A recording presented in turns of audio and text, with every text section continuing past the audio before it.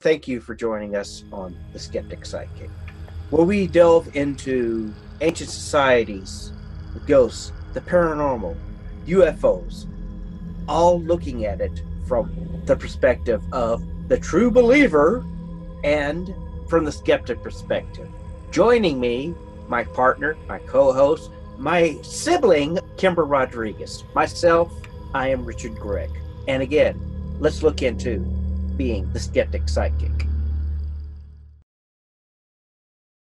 Hello, and thank you once again to come to the Skeptic Psychic.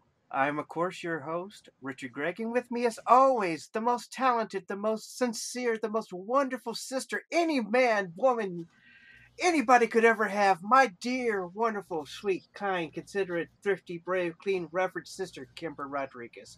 How you doing today, Kimbra? Pretty good. Boy, that's a kiss up. Gee, I don't know if I could live up to all of that. You always do every day live up to something like that. How was your week? It's been pretty good. Nothing too exciting has happened this week. Just working, making money, all that fun stuff. How about you? I'm doing pretty well. And being that we're taping this on September 17th, I'd like to bring up the fact that today is also the 70th birthday of Cassandra Peterson, better known to wonderful people as the beautiful, talented, and comedic Elvira, Princess of the Dark. And with that, the Skeptic Psychic would like to reach out and say happy birthday, Miss Peterson. And happy birthday, Elvira, too. Yes, did I ever tell you that me and our other brother met her? No.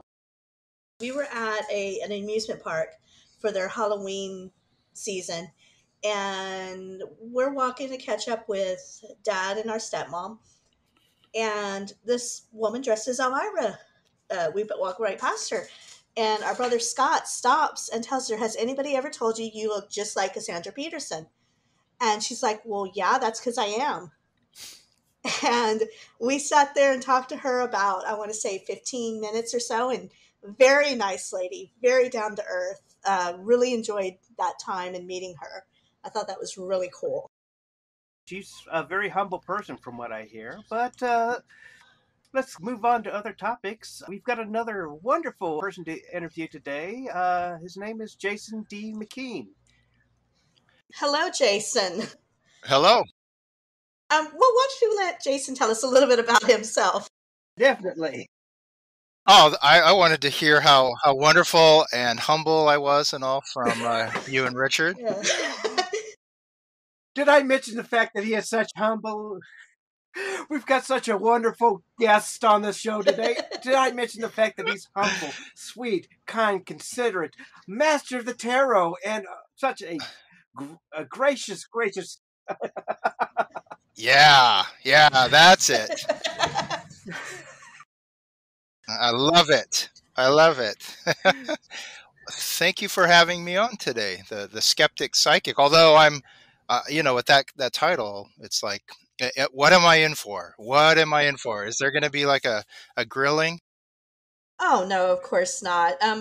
We came up with the Skeptic Psychic because we both have certain abilities that we were born into, Mm-hmm. but we take things like, just because we hear a bump in the night, we don't automatically jump to, oh my goodness, there's a spirit there. We think about it first and say, okay, what could have caused that bump? Research it, look around. Okay, nothing. Okay, yeah, it's a ghost. So that's why we say we're a little skeptical. Got it. Well, as far as like a little bit of my background is I've been a tarot reader, an intuitive counselor for about 10 years. And, I started out as, just, someone who was not really sure like what the tarot had to offer and all, but I quickly got into the groove of it, and I started reading with the tarot, the Wizard's Tarot deck. And I have a white beard that's about 2 feet long. I measured it one day, Oh, wow. and it's like I think that in itself like qualifies me in that wizard category just by looking at me, right? Right, exactly. And hey, that's scientific, right? As far as like beard length. Oh yes, definitely. Do you have the staff to go along with it? I do. I have about three walking sticks, and they're not they don't have like crystals and stuff like that in it, but they're still very powerful. One of them I have the walking stick of from the author Richard Matheson, who wrote I Am Legend and Somewhere in Time. These really wonderful movies. I have his walking stick, and that's like a powerful talisman. Right. Yes. That's one of your favorite movies, isn't it, Richard? Somewhere in Time? Yes, it is. I really enjoyed the book as well. It's completely different from the movie itself. Hmm. I've got some of his short stories as well in my book collection. Yeah, like wonderful stories like Duel and Hell House, and What Dreams May Come, like a lot of wonderful uh, stories, Twilight Zone episodes, Star Trek episodes.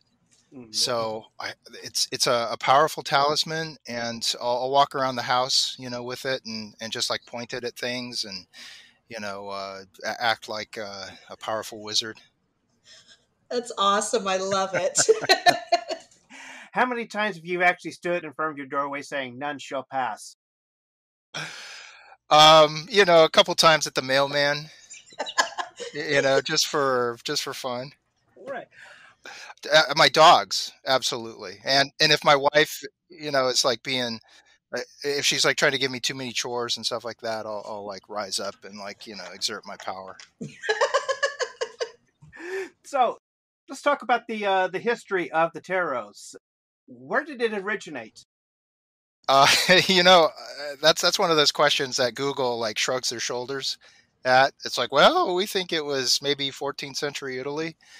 Uh, Started as a parlor game, a card game, and and if you take away the major arcana from the tarot and a couple of the minor arcana, you end up with the playing cards, the regular like bicycle deck that has the hearts and the spades and the clubs and the diamonds and all. It's like you can read fortune as if you were reading the tarot, the minor arcana with that, because it came from the tarot.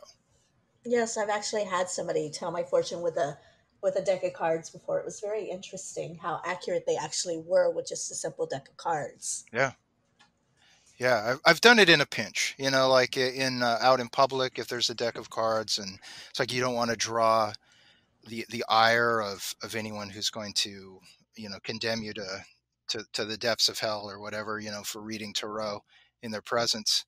um it's like a great way to entertain, but also one can be very very accurate with it. You were saying you use a wizard deck. What other types of decks are out there, decks that are official tarot decks? There's only about 1 million tarot decks out there, Richard, and I'm going to start naming them off. I hope you've got enough time for that. Right. Sure. No, you've got like your Hello Kitty decks and your gummy bear decks. You have the lighter fare, the ones that are, the images are not visceral at all. When you get to cards like the Tower and the Devil and the Three of Swords, they're kind of fun and fanciful. And then you have your decks that are really quite graphic and visceral, and it's just like, "Ugh." It can be heavy, and so I tend more towards the middle there, towards the not the super light, but I'm not there to scare people with my readings. I'm there to uh, be of service, to help heal someone who's going through a hard, difficult time in their life.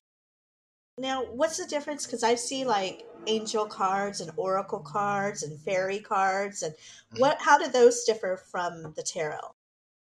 A lot of those are oracle decks, and they will actually have words, sayings, the meanings printed on the card, and it's less fun because it's like if you're just going to read it, it's like you know, certainly no paying customer is just going to say, "Hey, I could do that."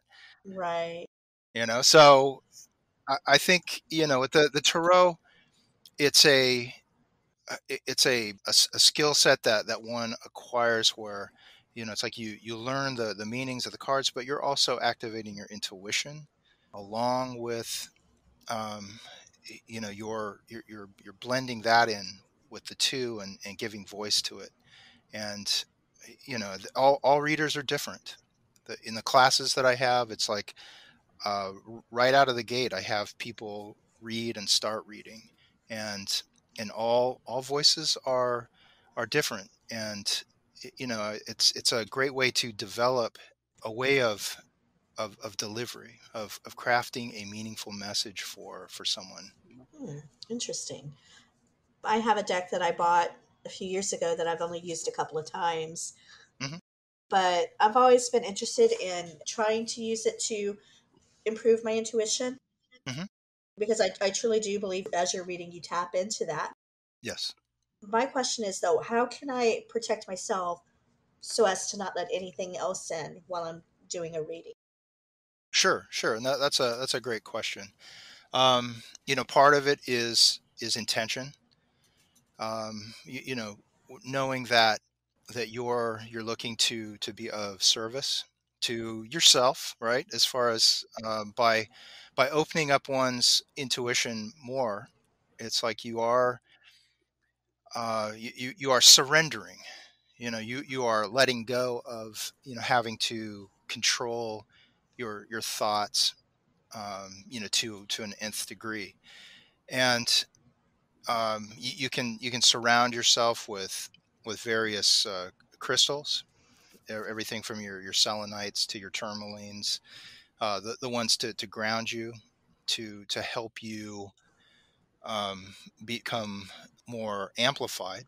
The quartz can help amplify that. The amethyst can help with, a healing message that comes through. Everyone has a spiritual source that they can go to, right? Hmm. Some of it is instructed by one's religion, but if one is more, like a kind of independent spiritual person, they recognize that there is the layer of the divine that's out there. It's like, everyone has their spiritual go-to, and you can, call upon that for protection. You can surround yourself with light. You can, look to balance your chakras before. Um, I think that if one is in a place of pain, and if they're in a place of suffering, to look to, get answers for yourself, that sometimes that pain and all can be a block, and it can attract, just lesser spirits, a lower vibration that can, feed off of that. They say that bars, uh, saloons are are like, very low vibrational places, because, people will go in there, and they'll try to, like, either drink their troubles away, or so. And so, one can get really quite, attached there. One can find, energy that attaches to them in places, like that. And so, if you're drinking, I don't recommend reading. I make it a personal, um, like, ritual for myself, just to stay as clear, and not, altered like that in any way, for when I'm reading for people. I just want to be as clear as possible. Um, and I mentioned intention, right? Because intention is where, you look to be helpful to someone. You don't look to impose your own will on someone else. It's like, be mindful of those readers, those, psychics or whatever, that are telling you you have to do something, that you should, and you must do this, right? Because they may be ones who are looking to have you like lean on them in the future. Mm-hmm. And the way I approach it is where one looks to empower the querent, the person that you're reading for. um, it's like you can offer uh, paths, right, for the future, ways to move through some trouble areas, but you can't do the work for someone. They have to do it themselves. And if they're ready, then they can move in a direction that is beneficial to them. If they're hesitant towards that, then it can be. It's like you don't want to be that reader that's just saying, "Oh, you got to do this. You must do this," because that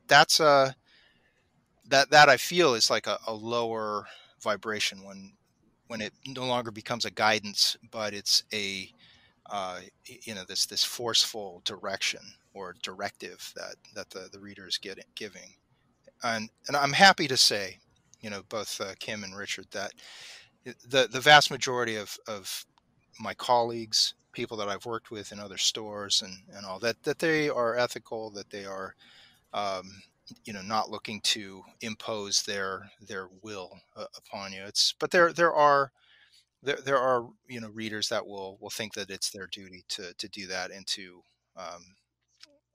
sometimes just to make money. Exactly. Right, and I have run into a few of those. We've all run into those type of people. That's just one thing. Yeah, it can be those ones that project a dark cloud on you, right? Hmm. And they're saying, well, you have that, but I can fix that.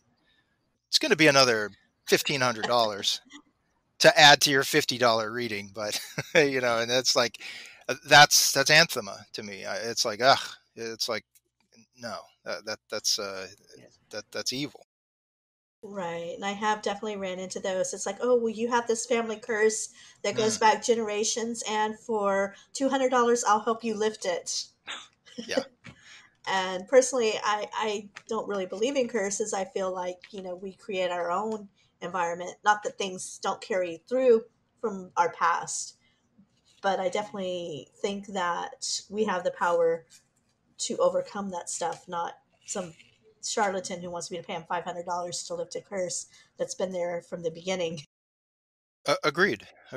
And if we have issues, from our past that we're needing to move through, then it can take work to do that, and it can take some time. And no individual is just going to come in and say, I'm going to do the work for you, Hmm. and lift it. Right. So you were going to ask something, Richard? Oh yes, I was going to ask something. For our listeners who don't really know the tarot, what are the cards? The suits, the deck. Wait. What? Wait, what? What did you call it, Richard? I called it. Did you add a hard T? I'm not sure. I thought I said the tarot, but I may have said the tarot. I'm sorry. That just hurts my ears.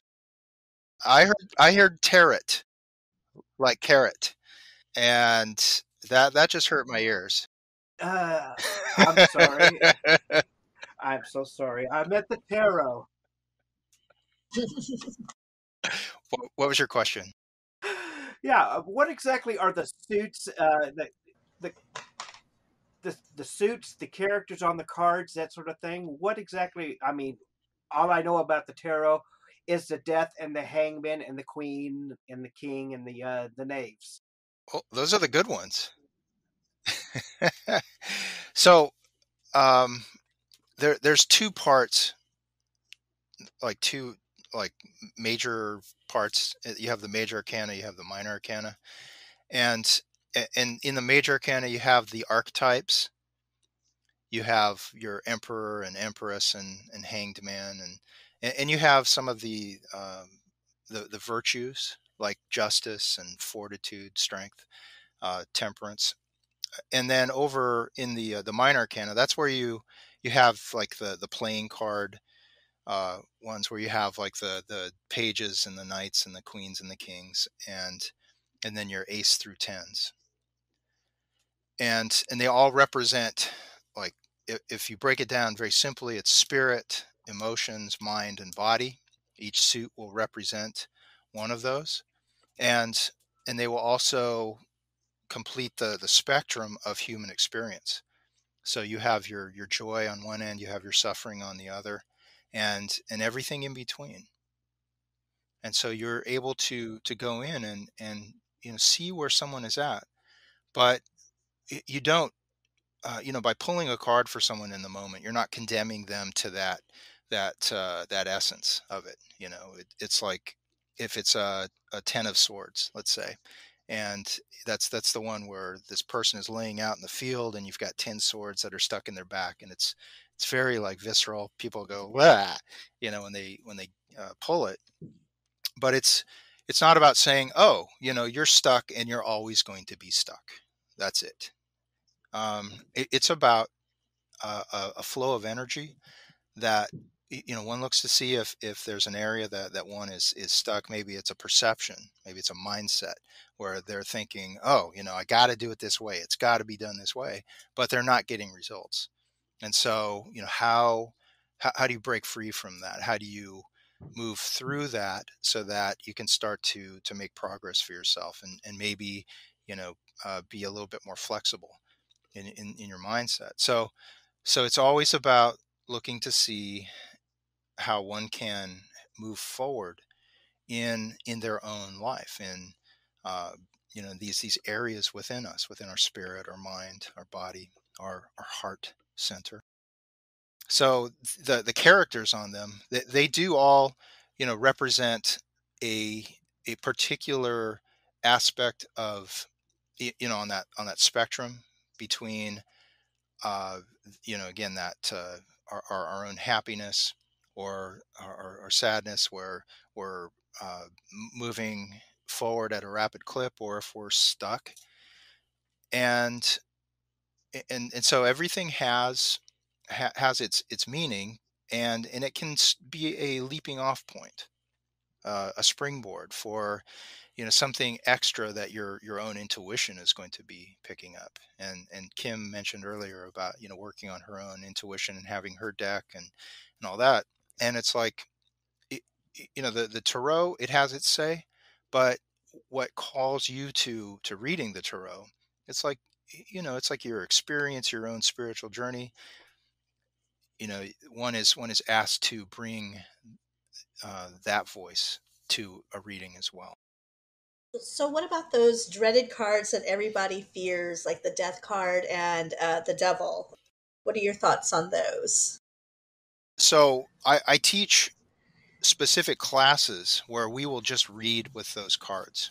We'll pull out all these hard cards, and we'll read with them, and it becomes a very meaningful session. Um, because every the little secret behind the tarot is that every card has the positive and negative. And you can take like the Death card, and in a lot of different decks, you'll see the butterfly, that image that comes up in it. And it is a card of transformation, and it's that inner transformation where one is, it may start out as a caterpillar, but they're internally or organically, they're changing. They're It's not a force from the outside that is creating the change. It's you, it's like you blossoming into the next version of yourself. And there's no stopping it. My wife, she raises butterflies, monarch butterflies, sometimes some swallowtails. And watching that process of the caterpillar, all they do is just eat. They're like teenagers. They just sit around, and they just munch on the leaves, and they just eat and eat and eat. And then they go up to the top of their enclosure there. They suspend themselves, and then they burst open. They, they it's like a an alien movie there, where the back of their head splits open, and Yes. this gooey green sac, it wiggles out of the caterpillar body, and that body, it just falls away. It's gone, right? And it's like, what happened? It's like it's a it's like this perfect metaphor for transformation, because it's like it's now this pod, and then from that, a week later or so, it's like this winged creature. It emerges, and it's ready to take to the sky. It's not that it's just doing the same things over and over. It now has a new terrain to explore, and a new function, to pollinate, to fly around, and make us happy. Butterflies bring us smiles for sure, and they're really amazing. They have quite the life force to them. So that's that energy of the death card. And is there loss? Is if one is looking to grieve what one has lost, that territory, that playground that they no longer are playing in. Yes, it's like, one can see it as that, but there can also be a new realm that one is moving towards. And again, it's organic. It's like, who escapes death amongst us? That's a question for Richard. Actually, who escapes death? I would say the one that's I can't answer that question right now due to the fact that I'm not sure exactly who escapes death. Well, it would be very, very few, right? Right, It would be very, very few. It would be a pretty short list. right. Nicholas Flamel. That's somebody who is supposedly escaping. Okay, one person. Okay, yeah. One person. One person so far. And then, the other, 7 billion people on the planet, or, and it's not just people, right? It's just every organism, Right. that we come into contact with. It's it's that kind of energy. And then, you might have, the tower card, right? Which is another one of those hard cards, which is another change card, but it's about the external forces. It's about the accidents, and the forces that can come in and kind of blow up our life like that. And we may not be ready for it. We may resist it and all, and then we may have to rebuild from that type of energy that has come in. And so there's those hard cards. They're just as important as the rainbows on the 10 of cups, the sun card, which is one of the most beautiful cards in the deck. These are all energies that we look at, and we see how to, again, move through the the energy of our own life, and see if we're in flow, if we're in alignment, or if we're fighting it, if we're resisting, if we're um, at war with either inside ourself, or outside ourself. That is very, very much true. I also, reading your webpage, you're also a very talented musician with your Ohm tracks. Yeah, thank you. Can you tell me a little bit about that? Absolutely, thank you for taking the time to read my website, Richard. I appreciate it. Um, yeah, it's like I came into the Ohm by accident. And by accident, I mean, there are really no accidents in life. There's just, you know, these unconscious moments that, we can be ready for them. I was in a punk rock band in my early 20s, and so I was a musician, and then I was making a transition into not softer rock, but just kind of different forms of a rock. And I was asked to voice an ohm. I was working at a metaphysical publishing company, and they were asking pretty much everyone in the office, and I went up to the microphone and just for like 10 minutes or so did some ohms, and that that album that that came from that, the Eternal Ohm, it became a staple in yoga studios around the world after that. And and it was like, whoa, this is like wild. So a couple of years later, I created another album, Om Sanctuary, that is well received, well loved. It's very different. Uh, I utilize some of my musical expertise in there, and just every other year or so, every couple years, I will get inspired to create a totally different type of Om album. And Om is the sacred tone of the universe. It's Sanskrit. It's an easy lyric. I can't get a copyright on it. Like, Right. yeah, I wrote that. OM. As much as it would, help fill my coffers, it's like, nah, it's like it belongs to the universe. And so, what I do is just facilitate it in a way where it becomes this environment. It's not about me. I don't put my picture on the cover of the albums.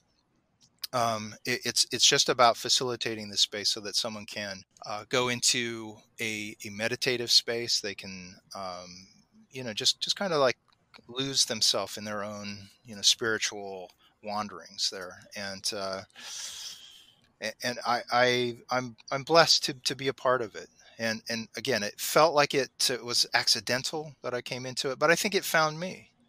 And that's okay too. It's like we don't have to just always be uh, in control of everything that we uh, you know bring about or express into the world. Sometimes things can find you, and you find that you're good at it, and it's like, you know what, I feel that this is beneficial to the planet. So that's how I see it. Almost like kismet. I thought you were going to say just like Kiss, you know, and I was like, wait. You met Kiss? I've met people who've met Kiss. Yes, that's interesting. I was actually talking to my husband about Kiss today, that they're coming to concert pretty soon here in my area. So it's really interesting you bring that up. Right? Right? Synchronicity, right? Yes, definitely. Yeah. But yes, kismet, that where something is fortuitous. And I think that when you are aligned within your being, it's like it feels like it's a magical happening, right? And I feel that there can be magic, like, and I'm not talking about just illusions, right? Where it's a trick. you know I'm talking about like, just like, whoa, I'm how did that happen, where you run into people that you haven't seen in a while, but you have a connection with them, or um just those instances where things just come together for you. Yes, and it's interesting how sometimes you're not even expecting it. You're just going about your day and wondering about this and wondering about that, and before you know it, just things just automatically fall into place and align like you never expected, and Yeah. it's an amazing thing. Yeah, and the thing with the tarot is that it's not a card trick. It's not an illusion that one is looking to create and wow the querent, right? It's like it's like you spread the cards out. You're looking at the backs. You start picking cards, or you have your querent pick cards, and it's about this trust that one has, being in that spiritual energy, and that one is looking to find answers, find solutions that are helpful, that are healing, that allow for hope to emerge.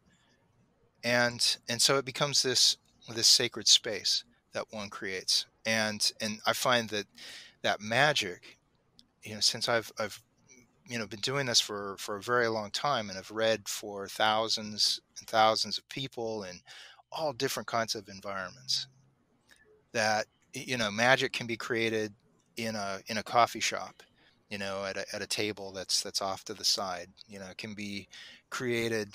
I've been at these parties where there's music in the background that's like a ooch ooch ooch ooch. It's like just like Mhm. drowning. I'm like shouting there these readings, but they can be incredibly aligned with the people. Yes. Speaking of spreads, what is your favorite spread to use? My least favorite is the Celtic Cross, which is the one that's mostly taught. I feel it locks in too much of one's intuition. Like it has those positions that say, well, this is the past, and this is it goes through all of it, and then it's like the outcome. Mhm. And I'm not a fan.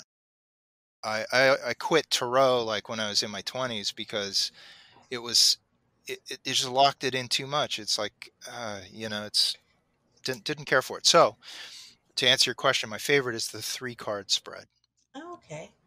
It's interesting. I've tried, because, like you said, the one they most recommend is the Celtic Cross, and Yeah. that's the one that I find the hardest to read myself. Whenever I'm trying to do a reading, I get very lost in the Celtic Cross, whereas the 3 card, like you said, seems much easier, and it's easier to interpret because you can pretty much, like you said, it opens your intuition more to the interpretation instead of just what's locked into the card, if that makes sense.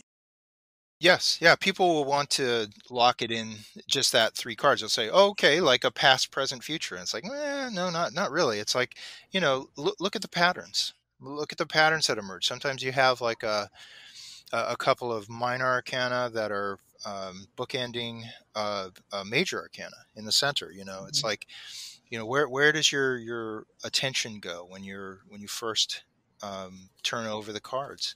There's no like having to do something a specific way in that 3 card. And when I teach that in my online classes, it really frees up the energy. People are able to get into their own intuition faster, and it's like that flow of energy. If you look at 3 cards and then want to deepen the exploration, then pull another 3 cards. Ask another question. Look to expand, and you can go that way. There, and I do that. I like to pull 9 cards as a core to look at a person's core, and then see how it branches off from there. So it's almost like looking at the trunk of a tree, and then seeing how it branches off with more specific. It's like, well, what is this relationship? What is this path look like for me? That kind of thing. Right. Do you read the reversals, or do you just go by the main? Because I know I've heard people doing both, and to me, ignoring the reversal could be ignoring a key element of that reading. So I wanted to know what your thought on that is. I think life is too short to have to learn like the meanings of because it's what, 78 cards, 156 cards if you're like reading reversals too. True. This is my approach, Kim, is to read about all of the the various meanings of the cards. They may come up, they may not, right? There can be these go-to layers that resonate with you, the reader. And to be able to be effective as a reader, and to trust that card comes up for a reason, is to be able to rely sometimes on that go-to meaning of the card. And it doesn't mean that one can't change it up once in a while. And again, there's having to kind of trust yourself, to trust Okay. yourself as a reader. But it's okay to know them. And I think that if you read intuitively, I think you'll pick up on some of those like reversed meanings of it, but I steer away from that which is mechanical. It's like Mhm. if you pull a reversal and also one that's not reversed, it's like one can get into a mindset of like, well, I've got to read it as a reversal because it came up that way, and you're not giving yourself that choice of seeing that potential like reversal message that may be coming up intuitively. Okay, interesting. That makes a lot of sense. What I want to say about that is I don't think the Tarot's factory work, where it's like, okay, upright, reversal, upright. So I'm going to read it like that, because that's what it says. It can be a little bit more flexible by just having them upright, and maybe a little less confusing for the querent as well. But you know again, being you know using your intuition to see at what layer the energy is on the card, and to see if it falls in that realm of the reversed energy of it. Interesting. I hope that's not too much in the weeds there as far as No, definitely, it makes a lot of sense because, like you said, by just going by the factory, this, that, you're limiting yourself of what you can actually be reading intuitively. yeah. And I in my book, Magic Channel Tarot Reading with the Tarot Wizard, which is available on Amazon. How do you like that? Plug it in. Right, right. It is because I feel that it's like this spiritual overview of why someone reads it. It's not so much about, this card means that, this card means that, use this spread. It's because there are a million tarot books that are like that. And it's not to say they're wrong or anything. It's just that I wanted to have something that was a little bit different. And it's more about why one is called to it. And it's important to honor your experience, your path, and to allow for your voice to come through when you're reading. And that may um be where you're connecting with the cards in a way that it, it may be like hard for someone to say, where does it say that in the book, and I think that's fine. I think that is like, again, where you're looking to find your own path in it, and not just try to be right because the book says. Interesting. Your thoughts, Richard? Well, I was just going to say that it's kind of a really kind of a deep subject, and no, you didn't go out into the weeds. You went past the pasture. Yeah, I'm out by the creek now. Right. Just don't fall in. Right. I'm heading out towards the wizard's cave. Oh, there you Right. go. I'm gonna hide out like the hermit. You Yes. know, like I said, it's very fascinating, and I appreciate all the information you're downloading here, and very much needs to be talked about and discussed a little bit more. Uh, but I, I'm kind of lost for words here. I do apologize. So, just sitting at the wizard's feet, Still processing. still processing. I'm sitting at the wizard's feet right now while he's got me scrubbing the floor. So, Wax on, wax off. it's off. Yes. Right. If you're cleaning the floor, don't cast any spells on the brooms and the buckets and all of that. Create more chaos. Right. Exactly. Yeah, I mean, so do you read tarot at all, Richard? No, I do not. Like I said, I know the cards, the symbols, that sort of thing, but I've never actually got myself a tarot deck. trying to say it correctly now. Thank the gods. And so I've never gotten one so far. So Beautiful. And Kim, are you now inspired to start your YouTube channel or your reading tarot? Oh, definitely. I've joined a Facebook group for beginners to ask questions, and I guess a lot of it has been that's held me back has been the stigma. It even took me a while to get a deck because I was a little worried about what people would say. And then my husband, who loves cards in general, was like, I've always kind of wanted to get a tarot deck because I like cards. And I'm like, really? I always have too. So we went out and bought our first deck, and but still, I've been kind of hesitant to touch it because it does have that stigma about it, like you were saying about, ooh, that person's going to look at you and think, oh, you're evil, you're the devil because you're reading the tarot.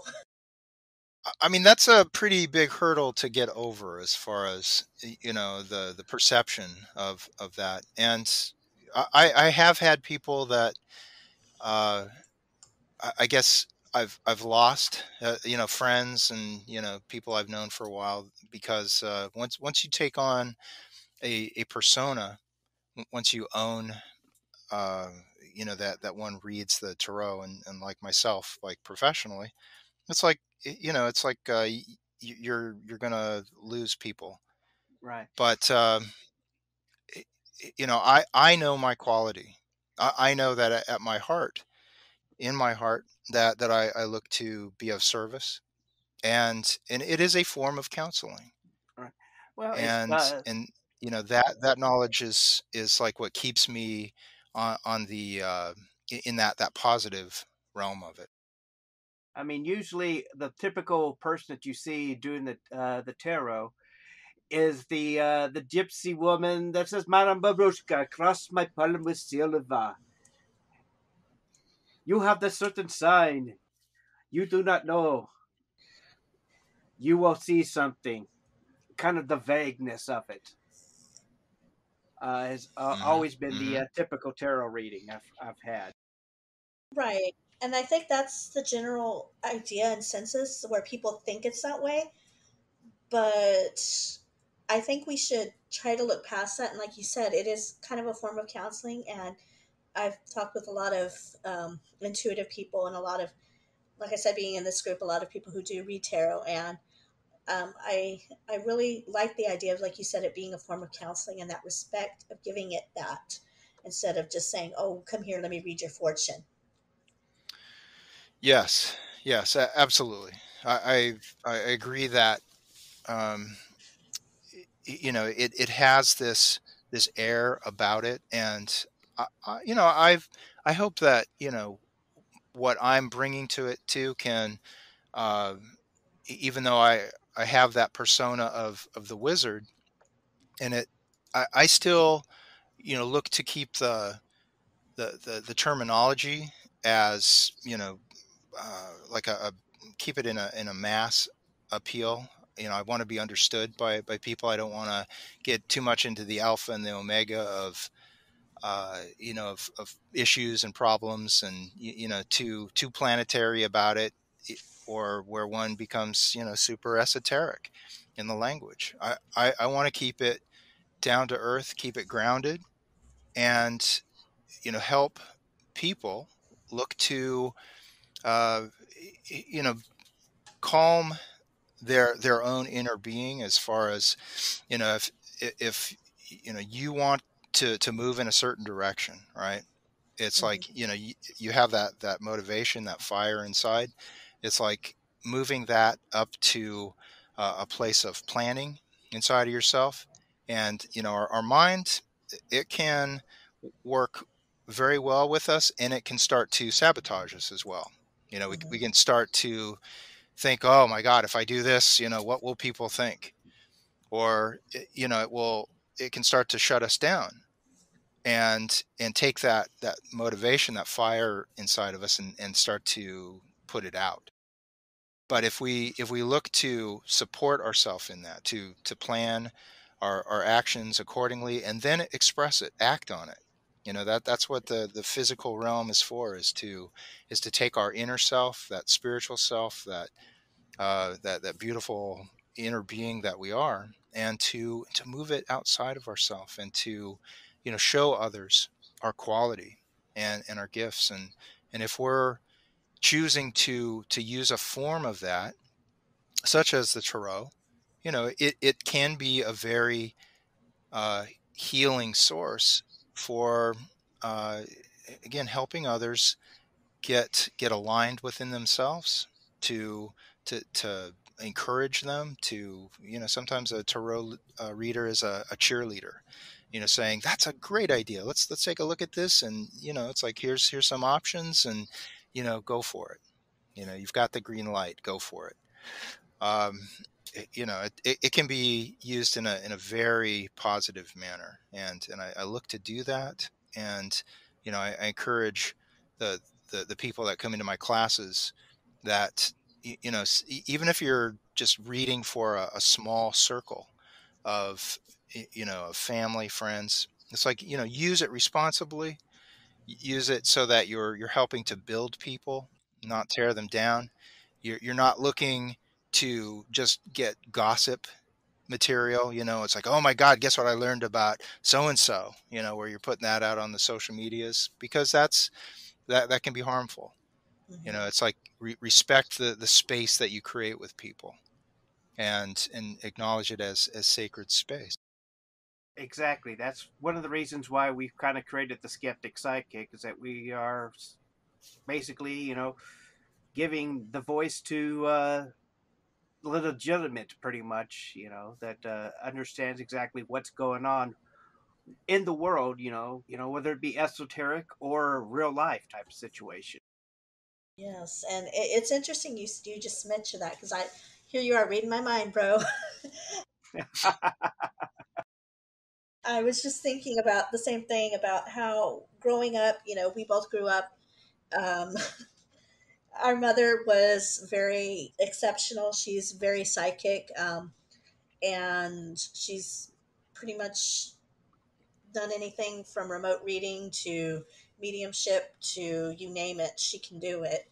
And Richard follows in her footsteps quite a bit, and myself being intuitive. So we've always been fascinated by the realm outside of the one the most world sees. And that's where has always been kind of a stigma. And I know it has gained some popularity today with like Discovery and the Travel Channel, but it's still like if you tell somebody, "Oh, I'm psychic," they're going to be like, "Yeah, right." So that's why we wanted to start this podcast is I was just going to say, or basically, oh, I play with a tarot deck. You do what? That sort of situation. Bring it out in the open. right, exactly. So we wanted to create this podcast to let people know that yeah, this is normal. This is the norm. There are things outside of what we see every day.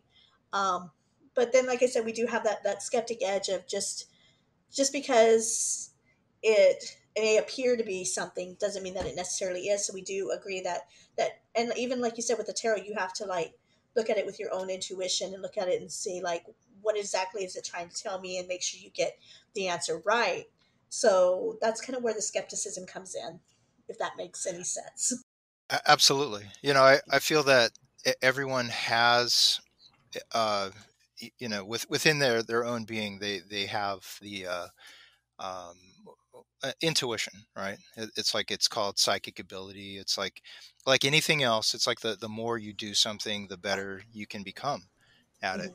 And working with individuals in a counseling form, it's like, you are picking up energy. You're seeing how someone like rests in their own energy, and if they're moving through it in a what I would call like a flowing way, or if there's a lot of stops and starts, and if they're wrestling with themselves. And I feel that one of my superpowers is is to be calming for someone who may come in and they're all just kind of frazzled and stuff, and they'll come in and see me. That my voice, my demeanor, that it can bring them to a place of calming down, of centering themselves, so that they can start to make decisions for themselves that are beneficial to them. Is that in the brochure booklet somewhere? The tarot booklet saying, it's like, and make sure that you're calm and stuff before you're reading. It's like, no, that's what the reader is going to bring to it. They're going to bring their own energetic being to it. And again, it's like, I found that it was more beneficial to read tarot when I was older, like just later in life, that I had, just had more life experience. And because there's a lot of youngsters out there who are up on Instagram, and I don't, I'm not bad mouthing them at all. It's like, everyone is called to it at a certain time. But it's like, be mindful of burning yourself out, with any kind of like counseling, or the psychic work, because it's one places themselves on a lot of battlefields, and if you're doing it right, you're uh, you're leaving the battlefield intact. Right. Right. You're not getting sucked into someone's drama and taking on the energy of it and getting wiped out in the process. Exactly. Right. Speaking of which, how do you cleanse yourself out of a reading, or how do you keep yourself from getting burned out so that you can continue to do this work? Like, me and my wife, we have two dogs, two little Cavalier cuties, and they help a lot. I'll just like get down on the ground and wrestle with them. It's very, very physical. It's not spiritual at all, in the context of, like this kind of work. And it's just like, getting down to a basic level of that. So wrestling with the dogs, that's a good one. I think that having a mindset of again, knowing that, my journey is my journey. So someone else's journey, that is theirs, and it doesn't mean that I don't care about them. I don't care. It doesn't mean I don't care about what it is that they're going through in the moment they come to see me. But it is this part of moving through the session in a way that their, again, their energy is not, I'm not taking it on. I'm not getting dragged down by it. So that's mostly the emotional and mental ways of clearing. And are there, I do have selenite, by me. I uh, will play some of my ohm albums too, to just to kind of create uh, clear space as well, high vibrations, keeping it around. And I live by the ocean, so Lucky. so that helps. Oh, yes. That's definitely, we live about 2 hours from the ocean, and oh, it's just so relaxing to go and sit by the beach and hear the waves. And it is definitely, like you said, one of those freeing places. Yeah. Sometimes there's dolphins playing. It's like they'll like start jumping up and all that, and it's like, it's not like SeaWorld or anything where it's like a show, but it is. It puts you in a certain, um, uh, just energetic space, and I feel that it is helpful. Yeah, absolutely. Well, as we reach the top of the hour, where can our listeners find you on the wonderful World Wide Web? I am on Facebook under Jason D McKean. On Instagram, I am at Jason Tarot Wizard, and my website, Jason D McKean, JASON D as in David, even though it's not David. Uh, McKean, McKean. It's really Dumbledore. That's my middle name. Who would have thunk it? As far as my parents knew it. Ah, there you go. That explains it all. Yes. I was thinking Deuteronomy. Right? Yeah, it has my own albums. It has the classes, and ways to contact me if you're interested in learning online. I have students from all over the world. That's awesome. Yeah, and I really appreciate you having me as a guest today. Thank you once again for Yes, thank you so much for joining us. We really, really appreciate you taking the time to be on our show as well. Um, I think it was a lot of fun and very educational, very entertaining. And anything else you'd like to add, Richard? well, yes, I'd like to thank you and such a wonderful, sweet, courteous, kind, brave, clean, reverent guest that we have here today, Jason D McKean. I love it. Yes, and if anybody, if you'd like to be on our guest star show, you can reach out to us at info@skepticpsychic.com, or you can also visit our website, skepticpsychic.com, where you can find everywhere that we're listed. We do ask our listeners to rate us on Apple Podcasts, so that way we can help bring up our ratings. If you do rate, leave a review. We always do like the 5 stars, but we will accept and read any review. Even bad reviews can help us learn and improve. So we just ask, please review us and rate us. Thank you again. And as we close this wonderful thing, I'd just like to say unpleasant and pleasant nightmares. Good night. Yes, pleasant dreams, everyone. Good night.